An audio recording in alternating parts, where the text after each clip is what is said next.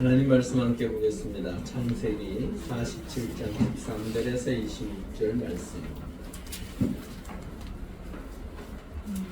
구약 76쪽입니다. 창세기 47장 13절에서 26절까지 교독하시겠습니다. 13절 제가 먼저 읽습니다. 기근이 더욱 심하여 사방에 먹을 것이 없고 애굽 땅과 가나안 땅이 기근으로 황폐하니 요셉이 목숨을 팔아 애굽 땅과 가나안 땅에 있는 돈을 모두 거두어들이고 그 돈을 바로의 품으로 가져가니 애굽 땅과 가나안 땅에 돈이 떨어질지라 애굽 백성이 다 요셉에게 와서 이르되 돈이 떨어졌사오니 우리에게 먹을 거리를 주소서 어찌 주 앞에서 추구이까. 요셉이 이르되 너희에게 약속을 내라 돈이 떨어졌으면 내가 너희에게 가져와 부어주리라. 그들이 그들의 가축을 요셉에게 끌어온지라 요셉이 그 말과 양떼와 소떼와 나귀를 받고 그들에게 먹을 것을 주되 곧 그 모든 가축과 바꾸어서 그해 동안에 먹을 것을 그들에게 주니라. 그 해가 다가고 새해가 되매 우리가 요셉에게 와서 그에게 말하되 우리가 주께 숨기지 아니하리라. 우리의 돈이 다하였고 우리의 가축에다 주께로 돌아가오니 주께 내 것이 아무것도 남지 아니하고 우리의 몸과 토지 주리라. 우리가 어찌 우리의 토지와 함께 주의 목전에 죽으리까. 우리 몸과 우리 토지를 먹을 것을 주고 사소서. 우리가 토지와 함께 바로의 종이 되리니 우리에게 종자를 주시면 우리가 살고 죽지 아니하니 토지도 황폐하게 되지 아니하리이다. 그러므로 주의 모든 다 사서 바로에게 바치니 애굽의 모든 사람들이 기근을 취하며 각기 토지를 팔았으니라. 땅이 바로의 소유가 되니라. 요셉이 애굽 땅 이 끝에서 저 끝까지의 백성을 소못들에 옮겼으나 제사장들의 토지를 다시 아니하였으니 제사장들이 바로에게서 복을 받으니라. 바로가 주석을 먹음으로 그들이 토지를 팔지 않았습니다. 요셉이 백성에게 이르되 오늘 내가 바로를 위하여 너희 몸과 너희 토지를 삼노라. 여기 종자가 있으니 너희는 그 땅에 뿌리라. 주세요. 5분의 1을 바로에게 상하고 5분의 3은 너희가 가져가 토지에 종자로 삼고 너희의 양식으로 삼고 너희 가족과 어린아이와 양식으로 삼아. 그들이 이르되 주께서 우리를 살리셨사오니 우리가 주께 은혜를 입고 바로의 종이 되겠나이다. 요셉이 애굽에서 주식을 세우되 그 5분의 1이 바로에게 상납되나 제사장의 토지는 바로의 소유가 되지 아니하여 오늘날까지 이르니라. 아멘. 네. 우리 전우자 우리 인사하시죠. 한줄 평 하셨습니까? 여러분들 주의 내가들 잘 보내십시오.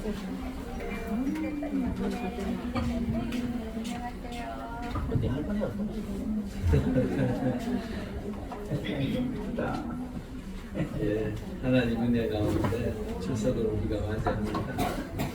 추석을 대하는 우리의 마음은 아마도 모두가 넉넉할 것입니다. 참 많은 과일들이 열매를 맺고 또한 수확을 거두고 있습니다. 추석이 좀 일러요, 맞죠? 우리 그 실질적으로 추수를 이렇게 생각해 보면 농사 짓는 분들은 보니까 보통 한 10월 말 돼야 그때부터 이제 벼를 내기 시작하더라고요. 그리고 뭐 여러 가지 이렇게 좀 할 수 있는 것은 우리 교회에서 지키는 추수감사주일 언제입니까? 첫 주, 11월 첫 주. 제가 보니까 그때가 제일 좋은 것 같아요. 근데 이번 추석은 예전보다는 조금 늦어졌죠. 작년보다는 조금 늦어졌는데 그래도 하나님 가운데 우리의 삶이 하나님께서 올 한 해 동안 우리에게 베풀어 주신 그 은혜로 넉넉하실 수 있기를 바랍니다. 아멘. 제가 여기 말씀을 이렇게 준비하다 보면 저는 지금 계속 창세기 강해를 하잖아요. 강해를 하다 보면 이렇게 우리 명절 같은 이런 절기들이 추수감사주일도 있지만 우리 고유 명절인 추석 같은 이런 절기를 통하여 설교를 어떻게 해야 할까, 어떤 방향으로 해야 할까 그런 고민을 가끔가다 합니다. 그런데 오늘은 하나님의 은혜 가운데 이 말씀이 딱 떨어졌어요. 이번 추석에 함께 할 수 있는 그 시간 속에 우리가 믿는 하나님의 사람으로서 어떠한 모습을 가져야 될까, 그 말씀을 우리가 함께 오늘 나누고자 합니다. 여러분 사진을 하나 보시죠. 제가 금요일 날 우리 잠깐 제가 설명을 했었어요. 그런데 이제 주일은 좀 이렇게 눈으로 볼 수 있는 그림을 준비했습니다. 저 사람이 누군 줄 압니까? 커쇼. 야구를 조금만 아는 분들은 커쇼라는 걸 알 수 있습니다. 그 사람 키가 거의 2m 가깝습니다. 세계적인 선수입니다. 그리고 이번에 은퇴했습니다. 은퇴하고 이제 플레이오프 지금 현재 진행된 우리 왜 한국 시리즈 하고 그렇죠, 야구를 하면 그 이제 시간을 기다리고 있는데 보통 이렇게 위대한 선수, 뛰어난 선수, 엄청난 업적을 남긴 선수, 그런 선수들은 보통 은퇴 투어 경기를 합니다. 그래서 각 지역마다 다니면서 나는 내가 은퇴합니다 뭐 인사하고 이렇게 하는데, 커쇼는 가족과 감독과 신중하게 상의했고 결단했고 그리고 발표했다라는 이야기를 하더라고요. 그게 무슨 말이냐면 나는 은퇴 경기 같은 거 필요 없다. 그냥 나에게 주어져 있는 시간 속에 내가 최선을 다했을 뿐이다 라고 이야기하더라고요. 옆에서들 그런답니다. 아마도 여러분들이 만난 사람 중에 가장 겸손한 사람을 만날 것이다 라고 이야기를 합니다. 얼마나 겸손한지 모르는데 나이가 젊습니다. 37밖에 되지 않았습니다. 그럼에도 불구하고 젊은 날 왜 뛰어난 선수들은 떡잎부터 알아보지요. 그렇게 잘 나가던, 그래서 돈을요 수천억을 벌었어요. 야구 선수로서. 그 정도 부와 명예를 지게 되면 내 마음대로 내 뜻대로 하고 싶은데도 그는 그러지 않습니다. 항상 겸손하게 자신이 누릴 수 있는 것조차도 포기해 가면서까지 자신의 삶을 철저하게 절제하며 겸손하게 살고 있는 사람이 바로 커쇼라는 사람입니다. 그런데 옆에 사진에 보니까 누굽니까? 유현진입니다. 유현진, 우리나라 선수. 하나 이글스에 있는 지금 유현진 선수. 유현진 선수도 참 잘 나갔어요. 잘하던 선수였습니다. 그런데요, 이 위대한 선수, 대단한 선수, LA 다저스만 15년인가 16년간 오로지 그곳에서만 있었던, 그의 말이 곧 법일 만큼 대단한 힘을 가지고 있는 그 선수가, 유현진 선수가 2019년 5월 7일 날 완봉승이라는 걸 달성했습니다. 완봉승이 뭔지 아시죠? 9회 동안 점수를 한 점도 안 준 걸 완봉승이라고 해요. 선수들에게 있어서는 굉장히 명예스러운 것이죠. 그런데요, 나와서 지금 뭐 합니까? 축하해주고 있습니다. 자기가 완봉승 한 것처럼 기쁘게 축하해주고 있는 거예요. 그래서 그는 누구보다도 프로 정신이 대단했고 또한 누구보다 성실하며 동료의식도 가지고 있는 선수였습니다. 그런데 이 선수의 삶의 모습을 유현진이 표현하기로 이렇게 표현했습니다. 7년간 내가 지켜보았던 커쇼라는 선수는 단 한 번도 그 루틴, 즉 자신이 경기장에 나와서 연습하고 훈련하고 하는 걸 단 한 번도 어긴 것을 못 봤고, 내 몸이 아프다고 해서 스스로 숨은 적이 없다는 거예요. 그만큼 대단한 선수였어요. 그런데 이 선수의 가장 근본적인 이유는 여기에 있습니다. 우리 사진 하나 더 넘겨보시죠. 예. 2010년 고교 동창인 앨런이라는, 저 보입니까? 저 아이들 사이에 있는 여자 보이죠? 저기가 부인이에요. 그런데 고등학교 때 만났던 그 여자와 결혼을 했어요. 선수들이 돈이 생기고 명예가 생기면 자꾸 딴 데를 쳐다봅니다. 자신을 위해 헌신하고 자신에게 도움이 되었던 사람을 쳐다보기보다는 자신에 걸맞는 여자를 찾으려고들 하는데 커쇼는 그러지 않았고 평생의 동반자로서 믿음의 사람을 선택했다라고 이야기를 하더라고요. 결혼을 하고 난 다음 이 앨런이라는 여자인데요. 결혼을 하고 난 다음에 이곳에 갔습니다. 여기가 어디인 줄 아십니까? 잠비아에 가서 고아원을 세우고 학교를 세웠습니다. 그리고 난 다음에 이를 계기로 자선 단체인 커쇼 도전이라는 단체를 만들었어요. 그리고 LA 또한 달라스, 도미니카 공화국 이런 곳에 어려운 아이들을 가르치고 양육하는 데 있어서 자신의 일정 부분 커쇼는 그 삼진을 많이 잡는 투수예요. 강속구 투수예요. 그래서 삼진을 잡을 때마다 얼마씩 자기가 기부합니다. 1년에 보통 203진 이상씩 잡아내요. 엄청난 돈을 기부하고 또한 그 아이들을 위하였습니다. 그런데 이를 향하여 신문이 이야기하기를 하나님의 백성으로 또한 그리스도인으로서 철저하게 말씀대로 살고 말씀대로 행하는 사람을 커쇼라고 부른다.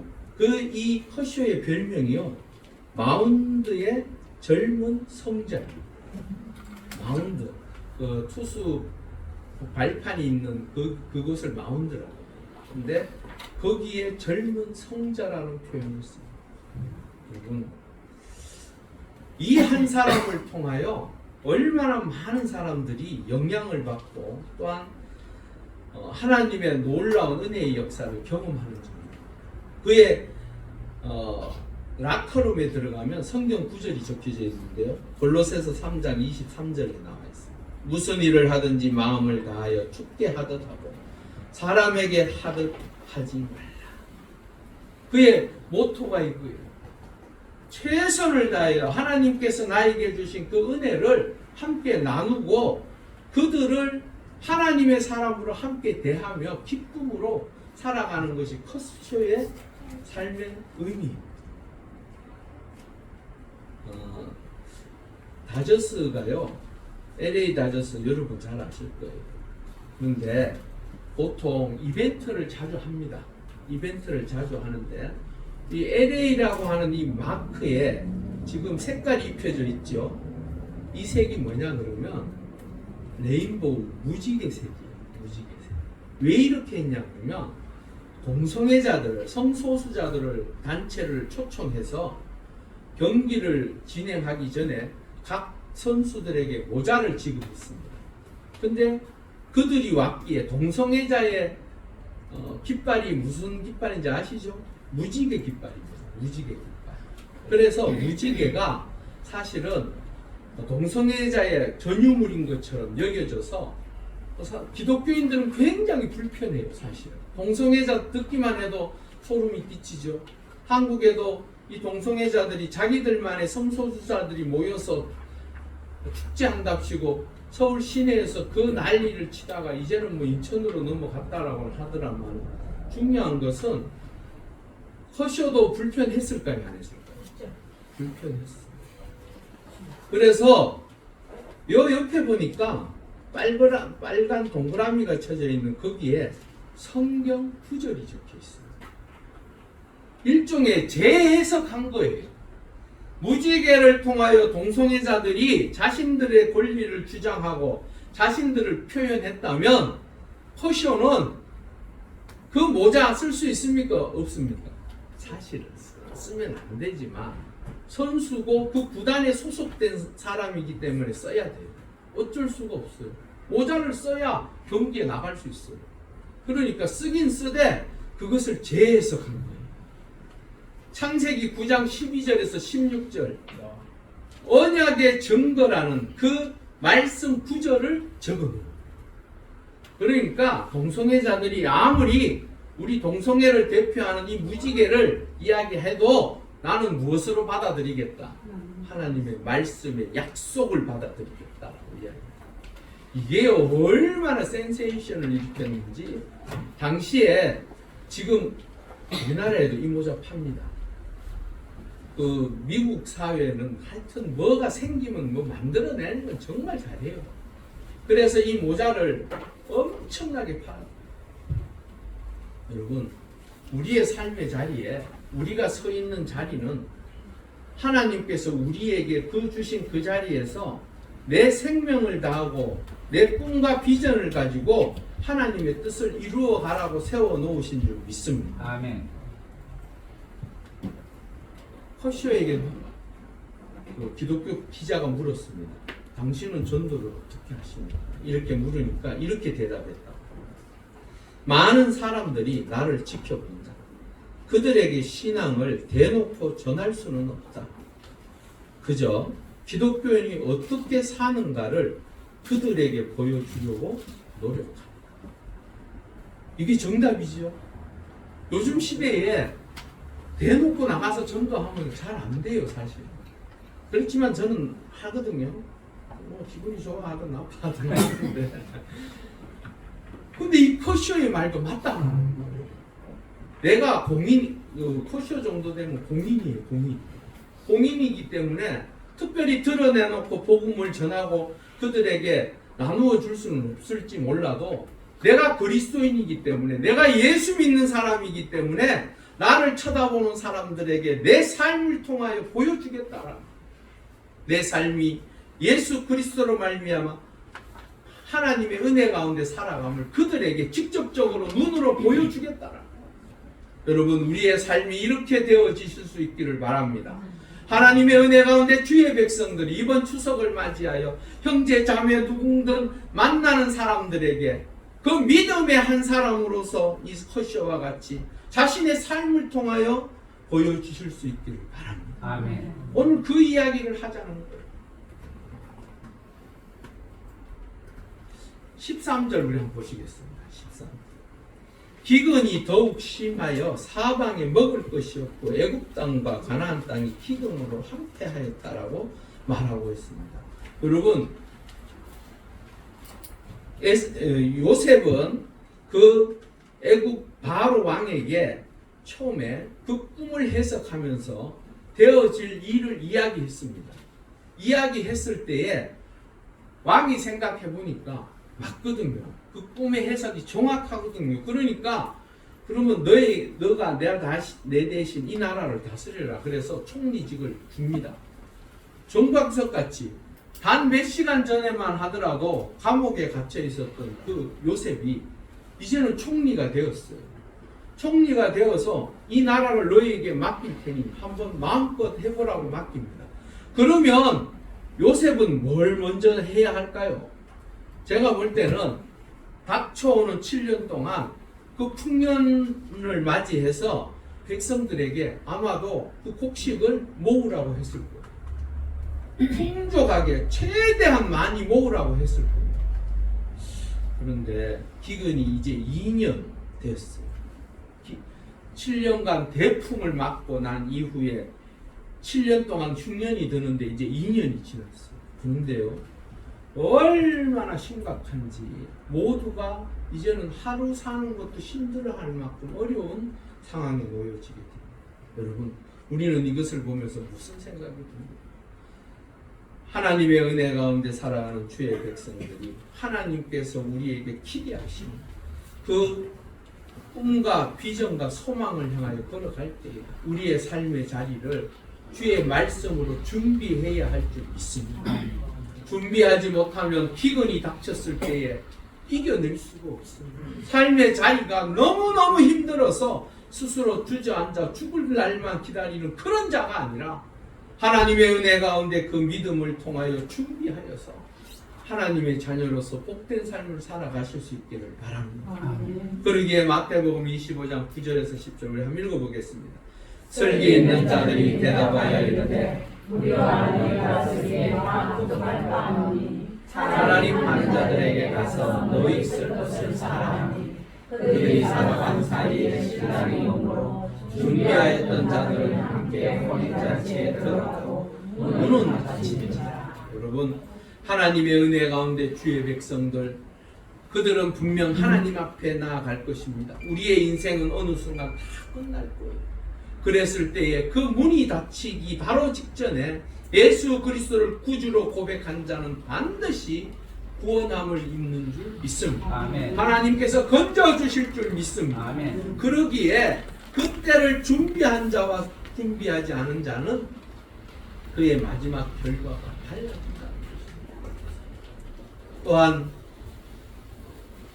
데살로니가 전서 5장 3절입니다. 우리 한번 읽어보겠습니다.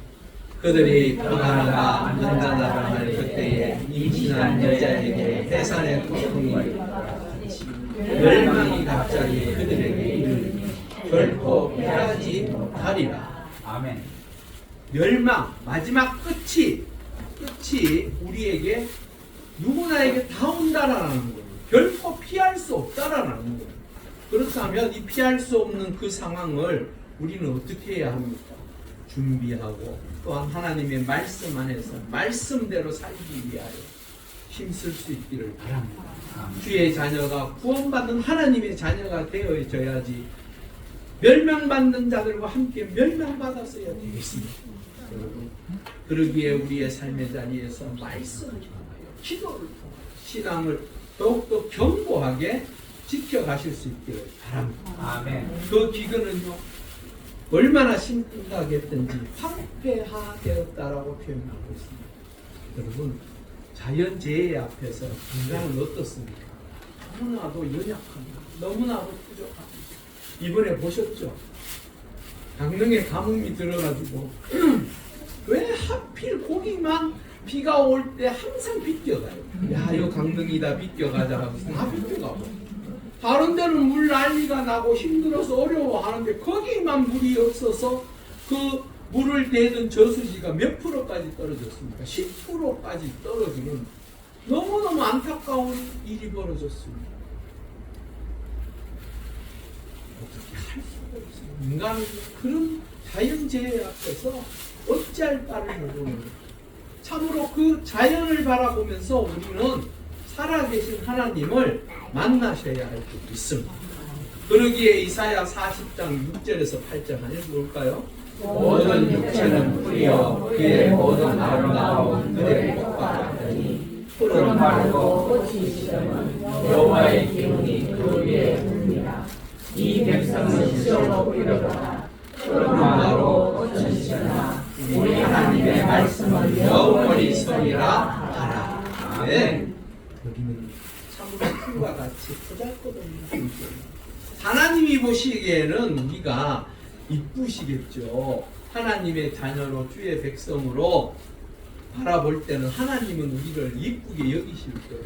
눈에 넣어도 아프지 않을 만큼 귀하게 여기세요. 하지만 우리의 인생에 걸어가는 발걸음은 주어져 있는 시간 속에 끝나버리는 거예요. 아무리 발버둥치고 무엇인가를 이루려고 해도 나에게 주어져 있는 죽음 앞에서는 다 멈추게 돼 있더라고요. 여러분, 우리의 인생이 결코 부족하고 연약하고 하나님의 말씀이 내 안에 들어와 나를 이끌어 가신다면 우리의 삶은 복되고 하나님의 은혜로 충만할 줄 믿습니다. 아멘. 황폐가 아니라 더욱더 그 안에서 생명이 자라나고 하나님의 은혜로 그 놀라운 은총으로 나누고 베풀고 함께하는 그 은혜의 역사가 우리에게 더욱더 있을 줄 믿습니다. 그리고 난 다음에 백성들이 14절에서 20절의 내용을 보면 옥실금을 팔아들라고 애원 그것을 어떤 경제학자는 그런 이야기를 하거든요. 이거 완전 복가정 되는 거 아니냐. 또 그렇게도 생각을 하대요. 보니까. 아니, 요셉이 왕한테는 이쁠지 모르지만 백성들에 있는 모든 것을 다 빼. 그래서 그 사람 표현을 뺏어서 왕에게 줬다 이런 표현을 쓰더라고요. 그렇지 않습니다. 우리 왜 그 요즘 나라들이 얼마나 그 백성들을 생각하며 그 복지를 신경 쓰고 있지 않습니까? 특별히 저 유럽 쪽에 있는 많은 나라들은요, 그 복지가 얼마나 좋은지 우리나라 OECD 국가 중에서 우리나라 노후 대비 있죠. 노후 준비하는 그 퍼센테이지를 따져보니까 노르웨이, 스웨덴 이런 데를 보니까요, 그 빈곤율이 3%밖에 되지 않아요. 전체 인구의 노인 인구의 3%. 그런데 우리나라는요, 노인 인구의 65세에서 75세까지 되니까 32% 빈곤. 그런데 더 심각한 건 75세 이후의 사람들의 빈곤율은 50점이에요. 우리나라는요, 사실 OECD 국가 중에 최하위, 최꼴찌. 왜 그럴까요? 우리 부모님들이 자신의 뒤를 돌아보지 않고 자녀들을 위하여 모든 것을 쏟아부어서 사실은 우리 바로 위에 세대들은 그러셨던 것 같아요. 요게 생각이 조금 바뀌었던 게 국민연금이 들어오면 조금씩 사람들이, 그리고 생명이 연장이 되고 길어지니까 스스로를 조심해서 하는데도 아직도 멀었다. 자신의 노후를 대비하는 사람. 여하튼 중요한 것은 이 백성들이 그렇게 어려운 상황 속에서 요셉에게 나와서 곡식을 달라고 이야기합니다. 그렇지만 중요한 것은 그 백성들의 눈으로 보지 마시고 요셉이 처해 있는 삶의 자리에서 그가 할 수 있는 일에 대해서 생각해 보면 요셉은 참으로 충성된 종이었습니다. 바로에게 있어서는 가장 뛰어난 행정가요, 가장 오른팔이었습니다. 그 요셉을 추천해서 받을 때 무엇이라고 말했습니까? 하나님의 영이, 지혜로운 그 영이 임하는 이 사람을 우리가 어찌 내버려 둘 수 있겠느냐 하면서 총리직을 주었습니다. 여러분, 하나님의 은혜 가운데 주의 백성들 역시 나는 비록 연약하고 보잘것없지만 나를 통하여 하나님의 거룩한 뜻을 이루기 위하여 우리에게 사명을 주시고 달란트를 주시고 소명을 주신 줄 믿습니다. 아멘.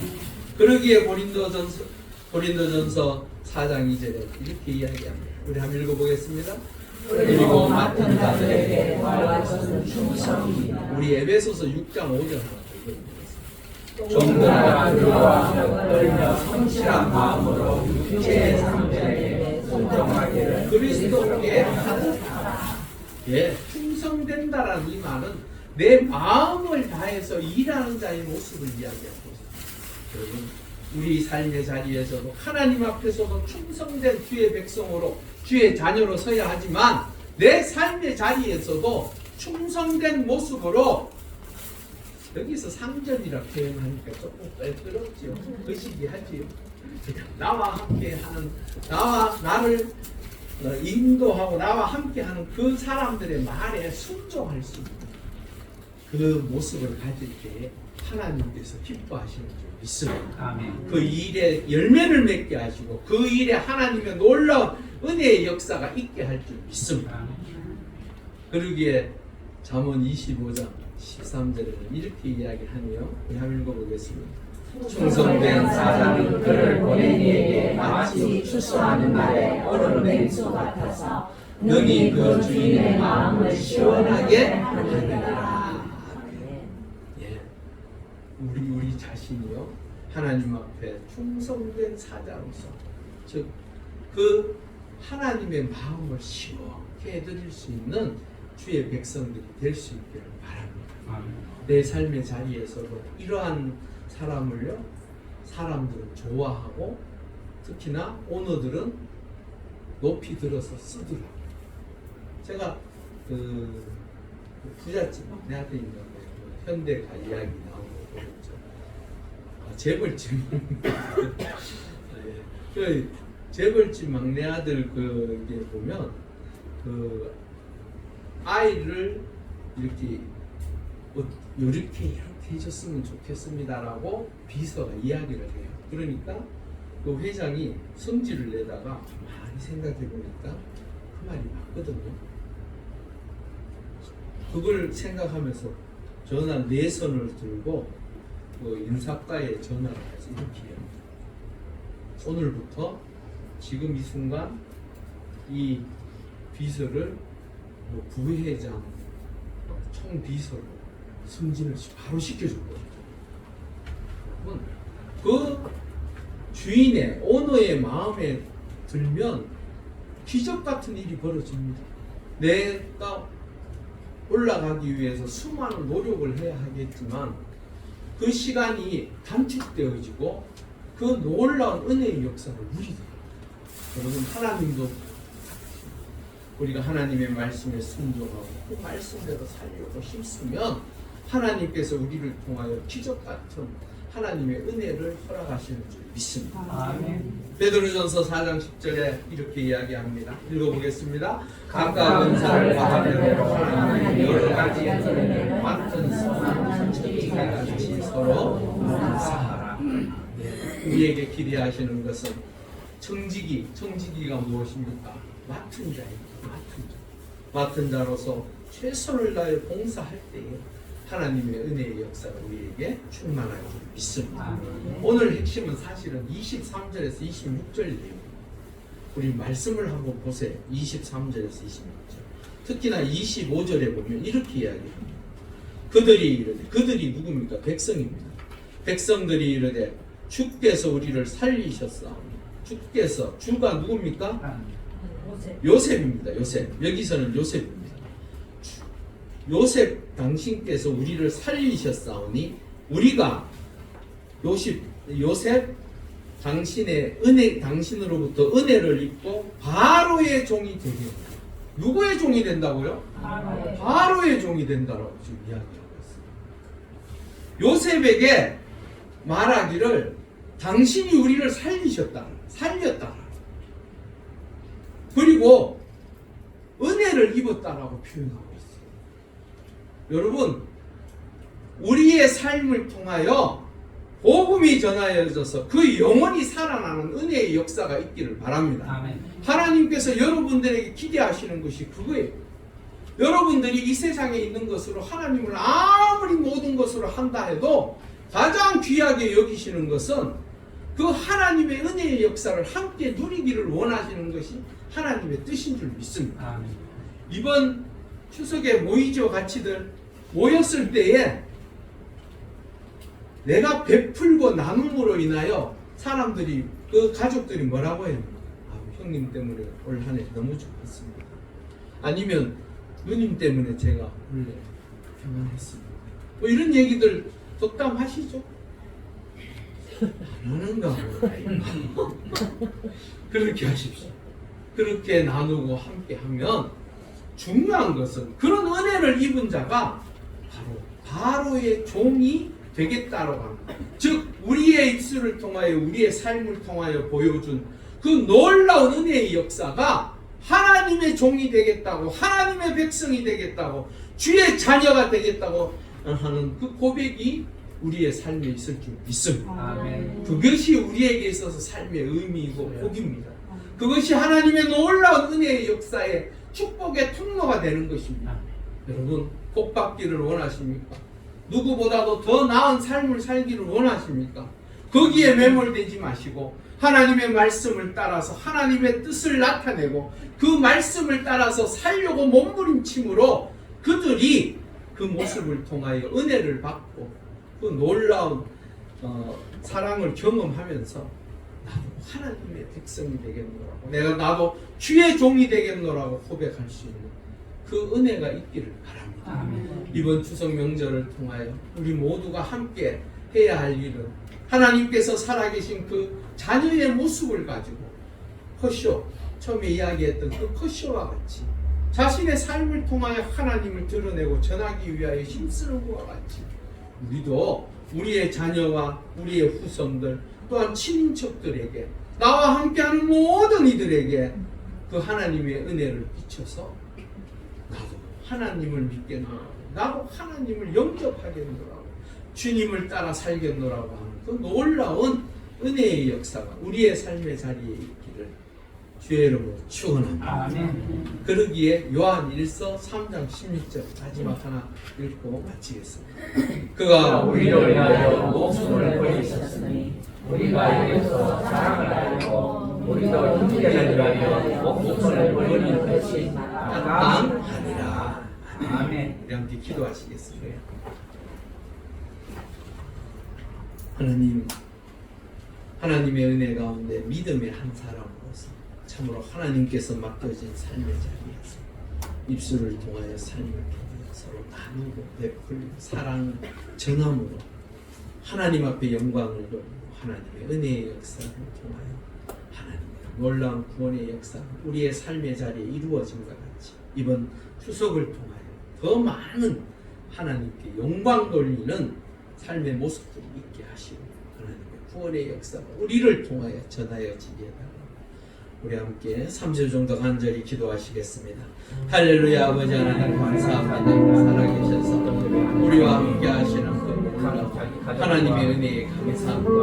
아버지 하나님, 우리가 이 땅에 살아갈 때에 나의 삶이 누군가보다도 더 나았고 복된 삶이라고 생각하기 이전에 나를 통하여 하나님께서 무엇을 원하시는지 어떠한 삶을 통하여 살아가게 원하시는지 돌아보게 하시고 내 입술에 내 삶을 통하여 복음이 전하여지고 그들에게 참으로 그리스도인들의 삶의 아름다운 모습을 통하여 그들이 살아계신 하나님을 만나고 하나님의 종이 되어지고 주의 백성이 되어지고 주의 자녀가 되겠노라고 고백하는 그 놀라운 은혜의 역사가 우리를 통하여 있게 하여 주시옵소서. 하나님께서 가장 기뻐하시는 그 삶의 모습을 통하여 우리가 더욱더 성실하고 진실하고 온전한 그리스도인 되게 하여 주시옵소서. 할렐루야. 아버지 하나님 감사합니다. 참으로 그리스도인으로서 이 땅에 살아갈 때에 나의 입술과 삶을 통하여 또한 나누고 베푸는 그러한 모든 것을 통하여 참으로 살아계신 하나님을 전할 수 있게 하시고 나와 함께하는 이들이 살아계신 하나님을 나를 통하여 볼 수 있는 그 은혜의 역사가 있게 하여 주시옵소서. 그리하여 한 영혼 한 영혼에게 참 살아계신 그 놀라운 하나님을 내 모습을 통하여 전하여 그들 역시 하나님의 자녀 주의 백성들이 되어진 놀라운 은혜의 역사가 있게 하여 주시옵소서. 감사함을 돌려 예수님의 이름으로 간절히 기도를 합나이다. 아멘.